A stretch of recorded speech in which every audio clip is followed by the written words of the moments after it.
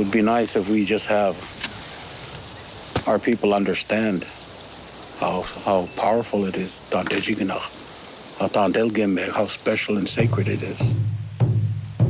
That's all I want, for them to understand the sacredness of the land, the sacredness of the ceremony, the sacredness of water, animals, all of that.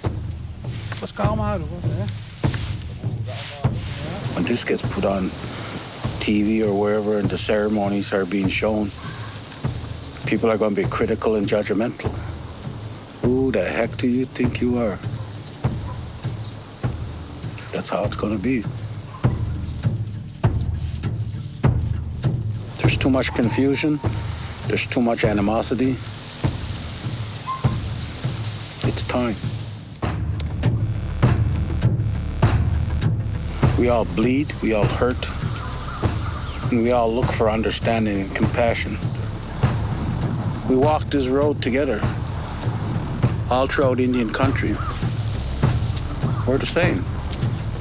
I don't care what color you are. If I can teach you how to love and how to respect and be more compassionate toward other people, that's all the reward I want.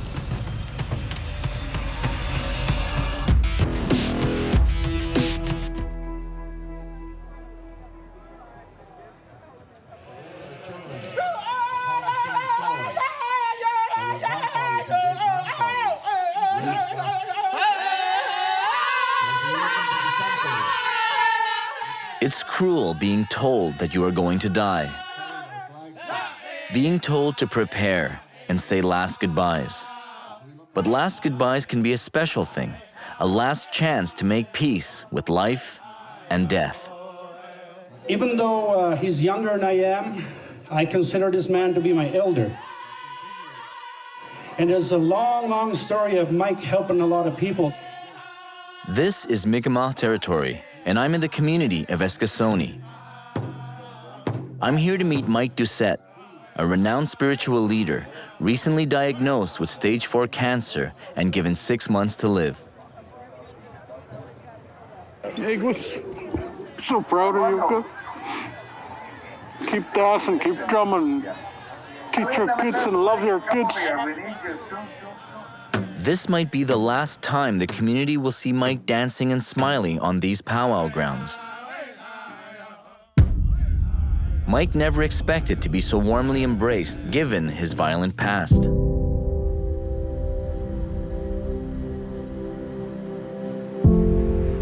A lot of our people were just getting back from residential schools in the 60s and 50s.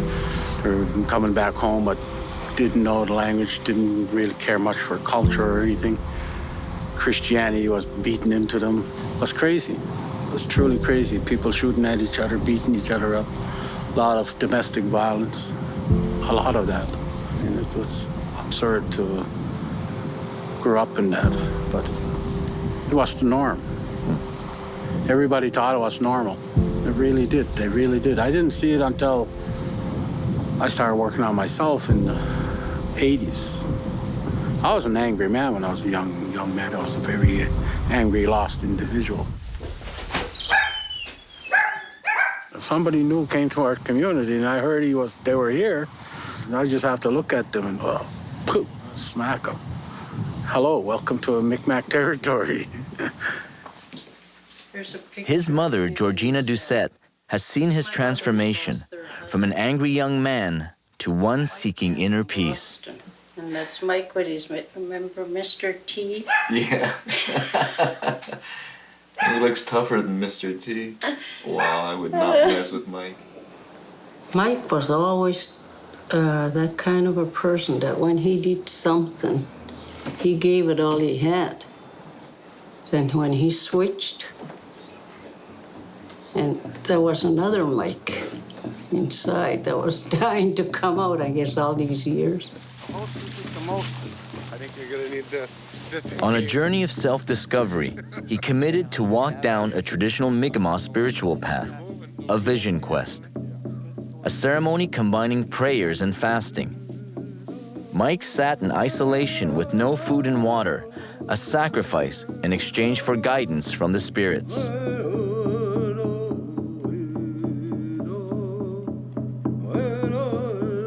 This is where I sat for 8.5 days. In fact, it was right over there in that bush. And this is where all my visions came to me here.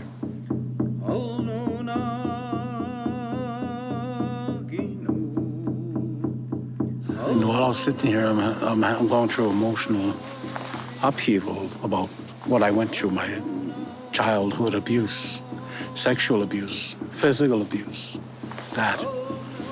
I was reliving that, rehashing that, figuring out why, trying to figure out why. And where am I going? Why am I doing this? Who am I doing this for? This would become a defining moment in his life. Through visions, he received the spiritual guidance he was seeking from his ancestors. 6th day of the fast, I'm dry. And I'm sitting there and I just finished smoking my pipe. And all of a sudden I get this, this feeling that somebody was behind me. Look at this, my hair stood up like this. And I look up like this, and this tall individual stand behind me. I looked at him. What are you here for? He tells me, come with me, come walk with me. He has a bow and an arrow, and we're hunting. So we see this deer jump out and knocks it down. We run over. The deer is there gasping, dying. So he takes some water and he pours it into the deer's mouth, and he's praying with the deer, talking to the deer like it's his brother. And he looked at me and he told me, why aren't our people doing this anymore? Why don't our people honor that animal they kill? Why don't they talk to the spirit of that animal? Be grateful for that animal. And I'm standing there and these visions are coming at me like they're just zooming by like this, and I'm trying to see this. I'm trying to realize, what is that? What is that? What was that? Kept coming. And he looks at me and says, you can't see it all. You can't bring it all back either. The rest of your nation, the rest of the people have to go up on the mountains and fast, and build your culture back up, build your ceremonies back up. That eastern door is open. You got your foot in that door. You opened it up again. After 8.5 days, Mike returned to his people with a clear vision and a purpose.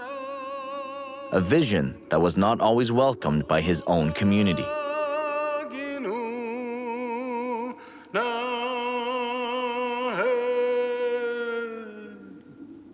I got you guys. I got you guys.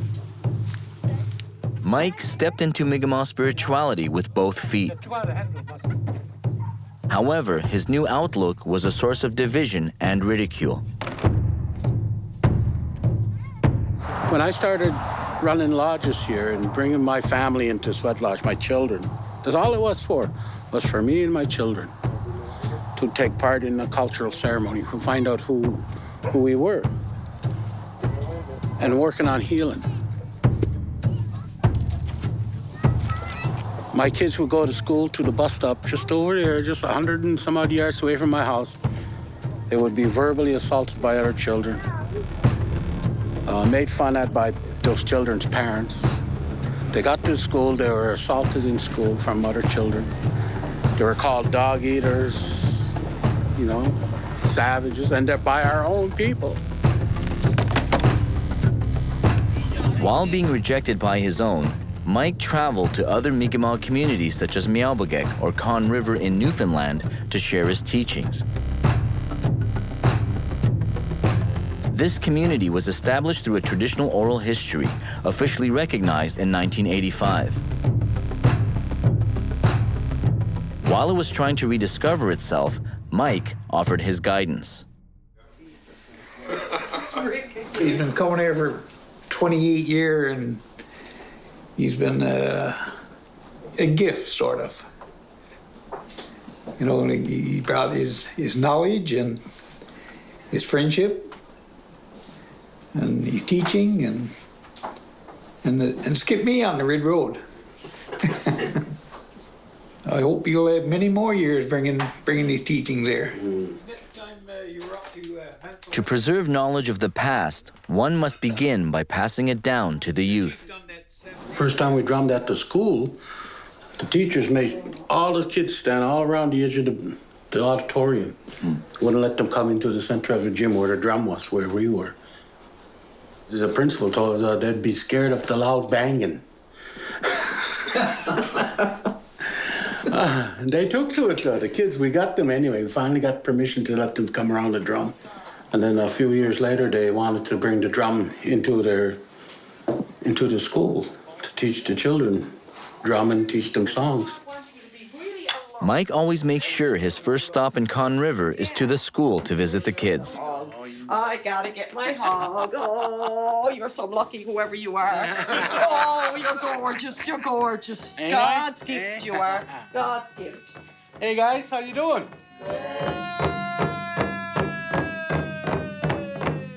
It takes somebody like him, because his whole being is wrapped around the drum and the spirituality which is embased in it. So today to have him come in here is the same for any Catholic to have Pope Francis in here. He's that well respected. He's a beautiful person. This song, especially this song, what that song we just sang, that honor song, you know what it means? Respect for tribes? It's about respecting who we are. Get me there, the image is to respect. To respect. Respect your who you are as a native person, what you are as a native person. We're Mi'kmaq. Okay, we're Mi'kmaq. Respect and honor that. From then to now, there's more sense of community here. Bigger understanding of culture here, you know, and they've embraced it, they've taken it, and they're running with it. They're moving into it. Big God. And he was complaining that they couldn't get his band on it. Mizel Joe is an elected and traditional chief of Conne River and a good friend of Mike's. He is now a pipe carrier and spiritual leader for his community. We knew it was out there, but didn't know how to get there, and start realizing that what we've been missing is exactly what we're doing now. And a lot of people from that first sweat and talking to Mike and talking to a lot of other people started doing fasts. We still, you know, people stopped drinking, stopped doing drugs, and a lot of people's been clean. And that's going back almost 30 years ago, pretty close to it. In this community, a lot of people are still afraid of the church and the powers of the church. They were saying we're worshiping the devil, we're having orgies, a whole bunch of stuff. We were threatening to send the fire truck in, put our fire out, and a whole bunch of stuff. But we keep doing them, day after day, you know. But when you get in the sweat lodge, you forget about those people. All you can do is really pray for them. And that's what we've been doing. We pray for everybody in the community, past, present, and in the future. Mike has been a part of Conne River's spiritual revival for 30 years. In this special moment dealing with his cancer, the people of Conne River have become a part of Mike's journey.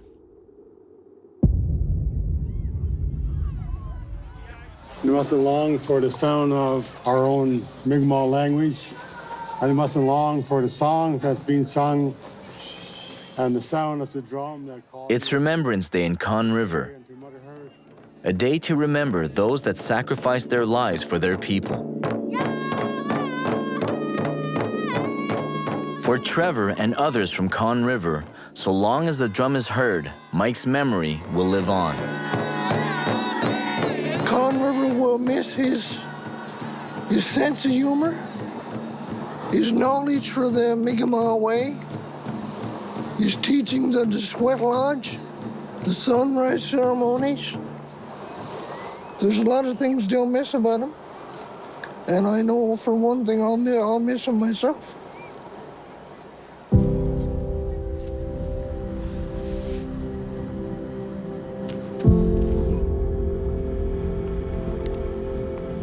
It's just not the people, it's the land. It's something special about the land here. It touches me in such a way, you know, just touches my spirit, my soul, or whatever you want to call it. It's just beautiful.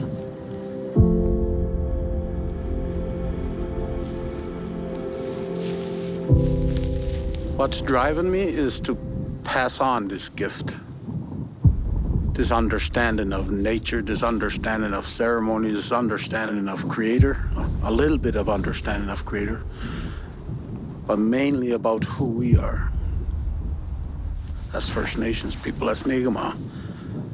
And that's what I want to leave behind.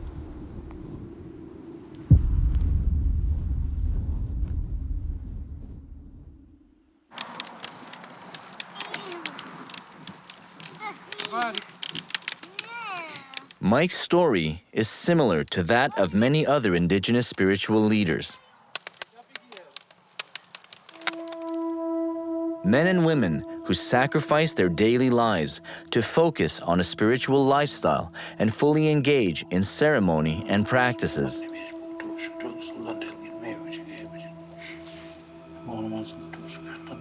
Mike has lived a life pushing boundaries, testing himself, his people, and his nation.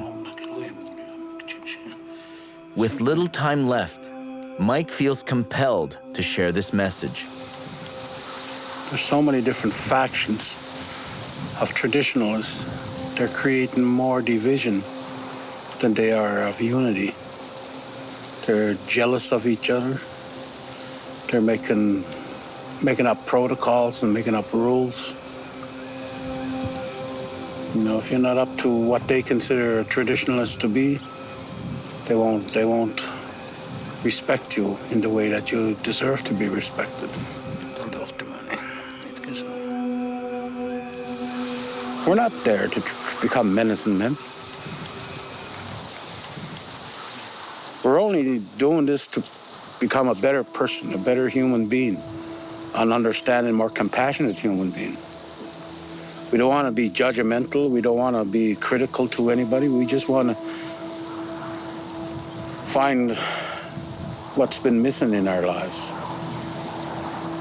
what we've lost, what's been put in the back for the past 600 years, 500 and some odd years since the contact.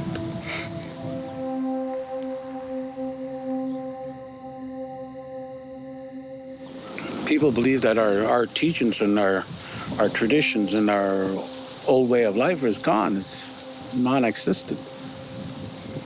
But the ancestors they can show you, and they have shown people. Condor feather. That's what that is. What the ancestors give you and the spirits give you when you're on these vision quests and these fasts are for the people. You got to believe in it, heart and soul. That's all.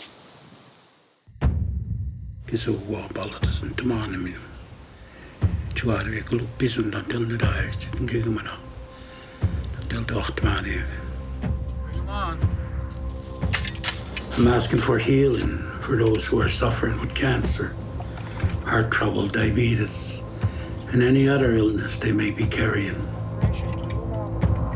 Mike was told to say his last goodbyes, to prepare. With no assistance from modern medicine, he put his faith in traditional healing ceremonies. In recent months, his tumors have inexplicably been reduced to nearly nothing.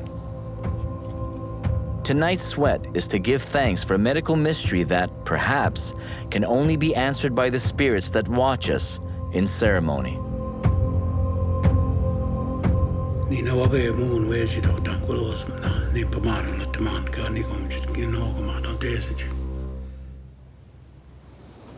I ain't mad or I ain't discouraged today, but I know there'll be a day where I feel hopeless, because I'm living on borrowed time. But I want to leave the understanding of what I do in ceremony and pipe, with this pipe. And as we smoke, you're trying to keep your mind in a good place. You're trying to keep your thoughts and feelings in a positive manner. And you're calling on these ancestors that sit in those directions. You're calling on your spirit helpers that sit in these directions. You're acknowledging everything that creation has given you. And then we smoke. Would you smoke with me, brother?